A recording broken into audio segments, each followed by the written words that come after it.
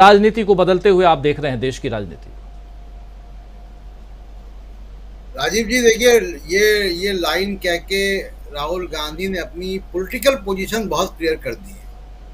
कानून के सामने इसका कोई खास मतलब नहीं है, और ना ही पूर्णेश मोदी के बात का मतलब है कि राहुल गांधी अहंकारी थे।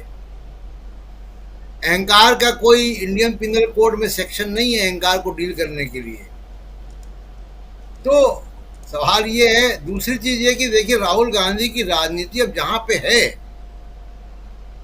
वहां पे अब इस कोर्ट के फैसले से बहुत अंतर पड़ने वाला नहीं है, केवल राजनीति के तौर तरीकों में अंतर पड़ेगा।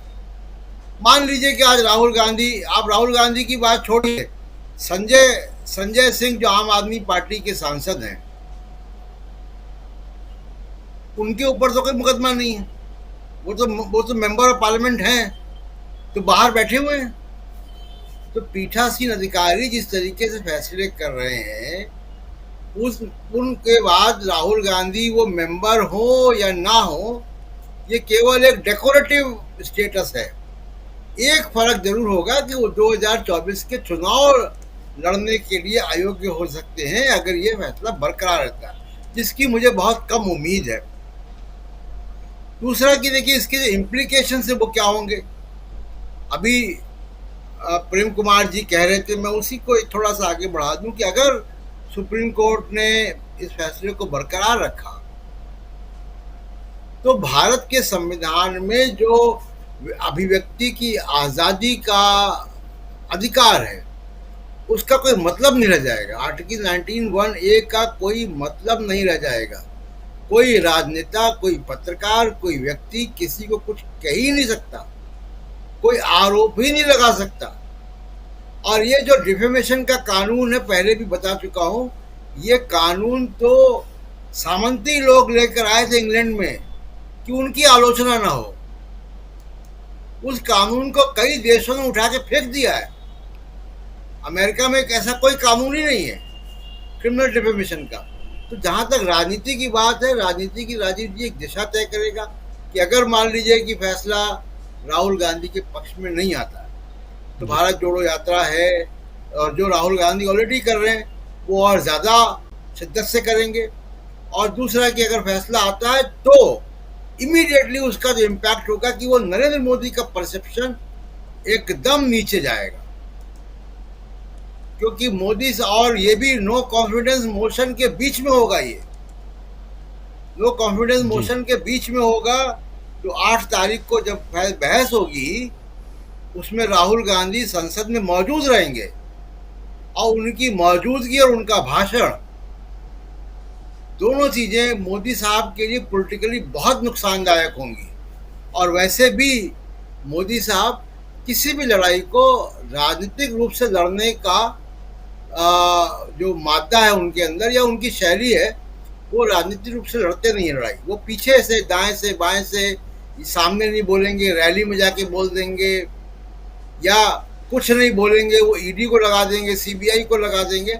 और हमको ये भी नहीं भूलना चाहिए कि संजय कुमार मिश्रा का 45 दिन का एक्सटेंशन भी लिया गया है, उसका भी इस्तेमाल हो सकता है अगर राहुल गांधी के पक्ष में फैसला आता है। लेकिन जो भी हो, अगर कल सुप्रीम कोर्ट उनकी सदस्यता बहाल, सुप्रीम कोर्ट के फैसले के बाद उनकी लोकसभा की मेंबरशिप बहाल होती है, तो नो कॉन्फिडेंस मोशन का जो लेवल है और उसकी जो बहस का जो इम्पैक्ट है भारत की राजनीति में, वो दुगना बढ़ जाएगा। राजीव जी। जी बिल्कुल। राहुल गांधी अगर लौट कर आते हैं संसद में आएंगे तब जब राहुल गांधी के पक्ष में फैसला आएगा, दिशा में जाती हुई दिखाई दे रही है। कल राजीव जी कोई फैसले की घोषणा तो नहीं हुई है, लेकिन क्योंकि सुप्रीम कोर्ट ने जवाब पहले मांग लिए थे और सबके जवाब आ चुके हैं, और सुप्रीम कोर्ट को मौका मिल गया उनके जवाबों को देखने का, पहली बात। दूसरी बात कि इस केस की एक जर्नी है, trial court, session court, high court से होते हुए सुप्रीम कोर्ट आया है। तो जो आर्गुमेंट्स हैं बहुत सारे दोनों पक्षों के, वो दर्ज हो चुके हैं। तो सुप्रीम कोर्ट के पास बहुत उसमें समय देने की का स्कोप कम है, क्योंकि उसके पास बहुत कुछ पहले से है। दूसरी बात कि देखिए, सुप्रीम कोर्ट के सामने जो सवाल हैं वो क्या हैं। पहली बात कि जो पूर्णेश मोदी हैं उनका क्या लोकस स्टैंडाई बनता है, यानी वो क्या उनके वो इस काबिल हैं कि वो शिकायतकर्ता बन पाए, क्योंकि राहुल गांधी ने पूर्णेश मोदी का नाम नहीं लिया। क्या मोदी समाज अपने आप में एक समाज है? क्योंकि हम जानते हैं कि मोदी सरनेम, जो ये केस जिस नाम से जाना जाता है, मोदी सरनेम डिफेमेशन केस, क्या मोदी सरनेम मुसलमानों में भी होता है? 7 बार के 8 बार के राष्ट्रीय बैडमिंटन चैंपियन जिनकी हत्या हो गई थी, सैयद मोदी, वो मुसलमान थे, उनका सरनेम मोदी था जी। हमने पीलू मोदी को देखा है, वो पारसी थे। तमाम सारे मोदी मारवाड़ी और बढ़िया होते हैं। तो बहुत सारे मोदी सरनेम में बड़ी विविधता है। तो ऐसा एक सामाजिक समूह नहीं है जो उस सेक्शन के दायरे में आता हूँ। दूसरी बात कि जब से आईपीसी बना है 1858 से, राजीव जी, एक भी बार किसी को भी 2 साल की मैक्सिमम सजा नहीं मिली है। और 2 साल की मैक्सिमम सजा एक कोइंसिडेंस है, एक ये संयोग है कि 2 साल की ही सजा मिनिमम जो है वो होती है, जबकि लोकसभा या राज्यसभा की सदस्यता जाए। तो क्या ये संयोग था कि 2 साल की सजा दी गई कि उनकी मेंबरशिप चली जाए? मैं इंटेंशन की बात नहीं कर रहा हूँ, संयोग, क्या ये संयोग था? तो ये सुप्रीम कोर्ट को ये चीजें देखनी है। दूसरी बात जो सुप्रीम कोर्ट को देखनी है कि सुप्रीम कोर्ट जो है, राजीव जी, कोर्ट ऑफ रिकॉर्ड है। कोर्ट ऑफ रिकॉर्ड का मतलब है कि सुप्रीम कोर्ट का फैसला आगे आने वाले केसेस की नजीर होगा। तो ये एक परिपाटी बन जाएगी।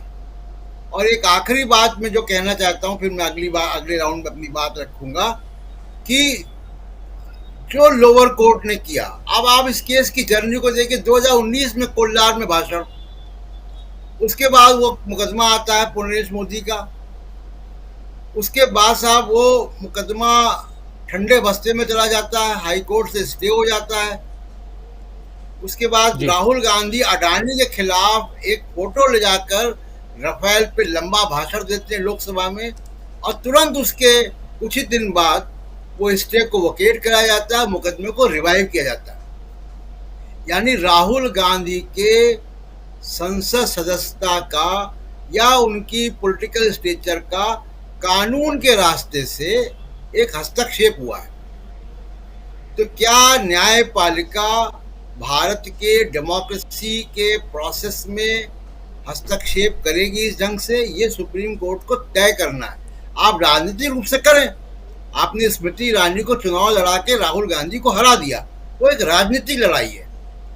मुकदमों में फंसाकर अगर आप राहुल गांधी को राजनीतिक रूप से निष्क्रिय करना चाहते हैं, ये पॉलिटिकल प्रोसेस में इंटरफेरेंस है, हस्तक्षेप है। मुझे नहीं लगता कि सुप्रीम कोर्ट यहां तक जाएगा, राजीव जी। सुप्रीम कोर्ट यहां तक जाएगा या नहीं जाएगा, ये एक बड़ा सवाल है। प्रशांत टंडन जी को लग रहा है कि सुप्रीम कोर्ट यहां तक नहीं